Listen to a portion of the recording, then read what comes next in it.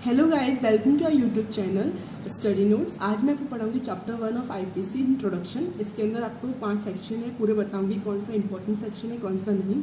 तो आप अपना वीडियो के एंड तक बने रहिएगा। और चलिए स्टार्ट करते हैं। अब बात करते हैं इंट्रोडक्शन की, आईपीसी कैसे आया।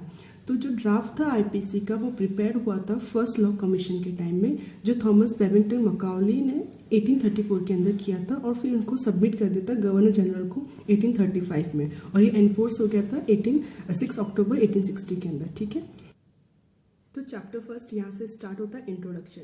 तो सेक्शन 1 क्या बोलता है, title and extent of operation of the code, मतलब इस एक्ट का क्या टाइटल है और ये कहाँ तक अप्लाई होता है। तो इसका टाइटल क्या है, इंडियन पेनल कोड, और ये होल इंडिया पे एप्लीकेबल है। ठीक है, सेक्शन 2 बोलता है punishment of offences committed with in India, मतलब कोई भी ऑफेंस आप कमिट करते हो इंडिया के अंदर तो उसकी पनिशमेंट क्या होगी। एवरी पर्सन में क्या होता है, भले वो इंडियन हो या फिर फॉरेनर हो, दोनों इंक्लूडेड है। और shall be liable to punishment under this code, वो लाइबल है पनिशमेंट के लिए इस कोड के अंदर, and not otherwise for every act और omission contrary to the provisions. और जो भी कोई भी एक्ट और ओमिशन जो कॉन्ट्ररी इस प्रोविजंस के, उनके लिए लाइबल नहीं, बाकी सबके लिए वो पनिशमेंट के लिए लाइबल है इंडिया के अंदर अगर उसने कुछ भी किया है गलत तो एवरी पर्सन में इंडियन और फॉरेनर आ गए। ठीक है, अब इसके अंदर हमें पता है सेक्शन 11 जो बोलता है पर्सन को बताता है, डिफाइन करता है, तो कंपनी को भी उसमें पर्सन बोला गया है, बट इसके अंदर कंपनी को इंक्लूड नहीं किया गया है। ठीक है, इसके अंदर इंडिविजुअल जो होगा उसको ही पनिशमेंट मिलेगी, कंपनीज को नहीं मिलेगा। तो इसके अंदर कुछ लोग हैं जो एग्जेम्प्टेड है, मतलब कि उनको पनिशमेंट नहीं मिलेगी इस सेक्शन के अंदर। तो वो लोग हैं, प्रेसिडेंट हो गया, गवर्नर ऑफ स्टेट हो गया, फॉरेन सोवरेंस हो गए, फॉरेन एम्बेसडर्स हो गए, एलियन एनिमीज, वॉरशिप्स और फॉरेन आर्मी, ये सब जो लोग हैं 6-7 लोग, इनको एग्जेम्प्ट कर रखा है, मतलब इनको पनिशमेंट नहीं मिलेगी इस कोड के अंदर। ठीक है, सीधा डायरेक्ट आपको पनिशमेंट नहीं मिलेगा। तो इसके अंदर केस लॉ है state of Maharashtra versus mayor हंस जॉर्ज। इसमें क्या होता है कि एक अमेरिकन था, वो इंडिया के अंदर आता है तब गोल्ड लेकर आता है, तो उस टाइम इंडिया ने एक लॉ पास कर दिया था कि है ना कोई भी बाहर गोल्ड को लेन देन नहीं कर सकता है इसके अंदर, और ये लेके आता है, और जब ये आता है तो यहाँ पे उसको पकड़ लिया जाता है कि आपने क्यों किया। तो ये एक डिफेंस लेता है कि मुझे नहीं पता था इस लॉ के बारे में कि इंडिया ने ऐसा कर दिया। तो फिर सुप्रीम कोर्ट ने ये बोला गया था कि जब आप कोई भी किसी कंट्री में जाते हो तो आपको बेसिक लॉ तो पता होना चाहिए, या फिर आप इसका डिफेंस ले सकते, मुझे नहीं पता। अगर आप कहीं जा रहे हो ऐसा कुछ काम कर रहे हो तो आपको ये पता होना चाहिए। इसको फिर लाइबल कर दिया गया था सेक्शन 2 के अंदर कि हाँ आप पनिशेबल हो। ठीक है, अब section 3, punishment of offences committed beyond but which by law may be tried with in India, मतलब कि इंडिया से बाहर कोई काम किया गया है, ऑफेंस किया गया है, पर उसको ट्रायल जो होगी इंडिया के अंदर ही होगी। जैसे एनी पर्सन मतलब इंडियन और फॉरेनर कोई भी हो सकता है, लाइबल बाय इंडियन लॉ के अंदर वो लाइबल है। एक्ट कमिटेड बियॉन्ड इंडिया, अगर कोई भी एक्ट उसने कमिट किया जो कि इंडिया के बियॉन्ड किया है, but punish and trial in same manner as offence committed with India, भले ही उन्होंने बाहर किया है, इंडिया के बाहर किया है, बट वो पनिश और ट्रायल उसी मैनर में होगा जो अगर उन्होंने वो ऑफेंस इंडिया के अंदर कमिट किया होता है। जैसे एक example, so in Indian citizen, अगर कोई इंडियन सिटीजन है जिसने कोई ऑफेंस कमिट कर दिया है बाहर, इंडिया से बाहर, मतलब कोई भी अलग कंट्री, फॉरेन कंट्री में उन्होंने कोई ऑफेंस कमिट कर दिया which was not an offence according to the laws of that country, उस कंट्री के हिसाब से वो ऑफेंस नहीं, जैसे कोई चोरी हो गया उनके हिसाब से उनकी चोरी कोई ऑफेंस नहीं, बट इंडिया के अंदर वो चोरी ऑफेंस है, would still be liable to be tried in India if it was an offence under the Indian penal code. तो मतलब फिर उसको वो लाइबल उस पनिशमेंट के लिए, अगर उस जैसे इंडिया के अंदर अगर वो ऑफेंस जो है पनिशेबल है। ठीक है, इसके अंदर मैं केस लॉ बताऊंगी आपको, Mobarik Ali Ahmed versus state of Bombay. इसके अंदर यही होता, मोबरिक अली एक पाकिस्तान कराची में रहता था, उसने जो है कंप्लेंट था वो गोवा का था। उन दोनों के बीच में डील हुई थी कि 5.5 लाख जो था उन्होंने वो मनी जो था उनको दे दिया था जो मोबरिक अली थे, और उन्होंने बोला था डील में क्या था कि 1200 टन्स राइस होगा हम आपके यहाँ भेज देंगे, बट कॉल टेलीग्राम्स वगैरह लेटर्स वगैरह इन सब पे बात होती थी, पर उसने क्या किया, वो पैसे लेके भाग गया लंदन। ठीक है, तो फिर बाद में उसको एक्स्ट्राडिट किया गया, मतलब एक्स्ट्राडिट में क्या होता है कि अगर कोई बाहर चला गया उसको वापस उसकी कंट्री में भेजना, तो उसे लंदन से इंडिया लाया गया और उसको फिर ट्रायल हुआ। ठीक है, अब section 4, extension of code to extra territorial offences.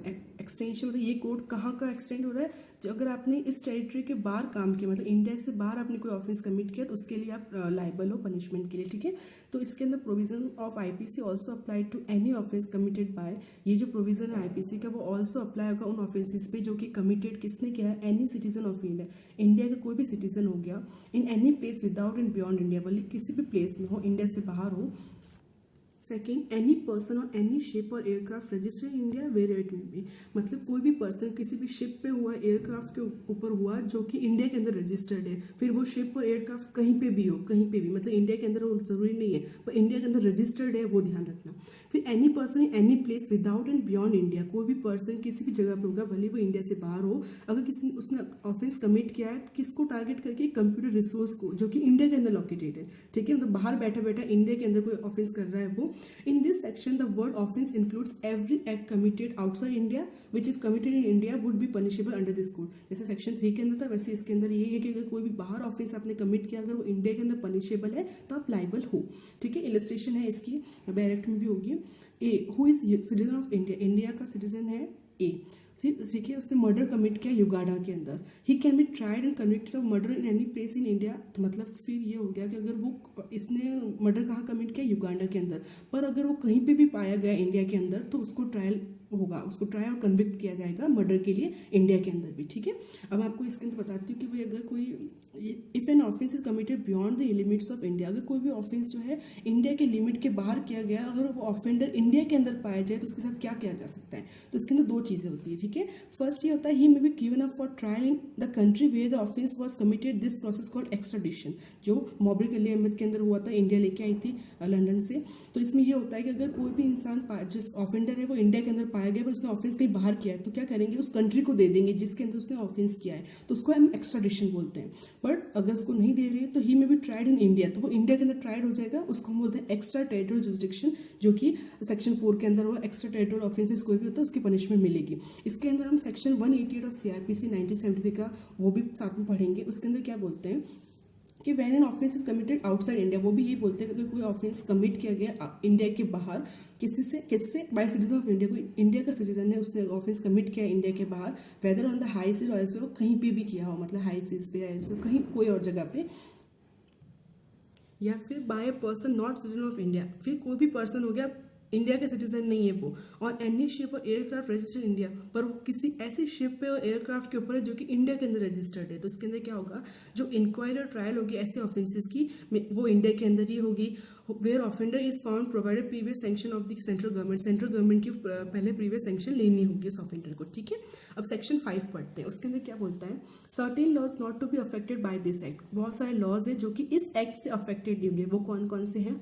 Nothing in this act shall affect the provisions of any act, ये जो एक्ट है वो किसी की प्रोविजंस, जो दूसरे एक्ट है उनके प्रोविजंस को अफेक्ट नहीं करेगा, जैसे कि for punishing mutiny and desertion of officers, अगर कोई ऑफिसर्स, म्यूटिनी मतलब जब refuse to obey person authority, ठीक है, या फिर डिजर्शन ऑफ ऑफिसर्स मतलब जैसे इलीगल रन अपने ड्यूटी से भाग जाते हैं इनके ऑफिसर्स के, बोले सोल्जर्स हो गया, सेलर्स हो गया, एयरमैन हो गया, इन द जो गवर्नमेंट ऑफ इंडिया की सर्विस के अंदर है, इन सब के अंदर, या फिर कोई प्रोविजंस है स्पेशल और लोकल लॉ का, तो इन सबको अफेक्ट नहीं करेगा आईपीसी, मतलब उनका अलग चल रहा है, आईपीसी अलग चलेगा ऐसे, ठीक है। म्यूटिनी आपको बता दें। स्पेशल लॉ क्या होता है, 41 के अंदर पढ़ेंगे, सेक्शन 41 के अंदर स्पेशल लॉ मतलब होता है means law applicable to particular subject, कुछ सब्जेक्ट पर्टिकुलर सब्जेक्ट होता है ना, उसके ऊपर स्पेशल लॉ होता है। लोकल लॉ मतलब जैसे राजस्थान का हो गया रेंट कंट्रोल एक्ट, जैसे उनका अलग लोकल लॉ चल रहा है तो उनको, तो इन सबको ये अफेक्ट नहीं करेगा।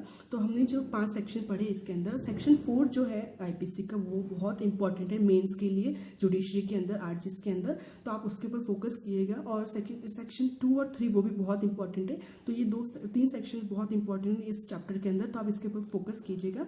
और अगर आपको कुछ भी डाउट हो तो आप कमेंट सेक्शन में बोलिएगा, और मैं नेक्स्ट चैप्टर्स जो है और उनकी वीडियोस लाऊंगी। तो आपको कुछ भी प्रॉब्लम हो, आपको किसी और टॉपिक पे वीडियो चाहिए तो आप प्लीज़ कमेंट में बोल दीजिएगा। थैंक यू, और सब्सक्राइब कीजिएगा चैनल को।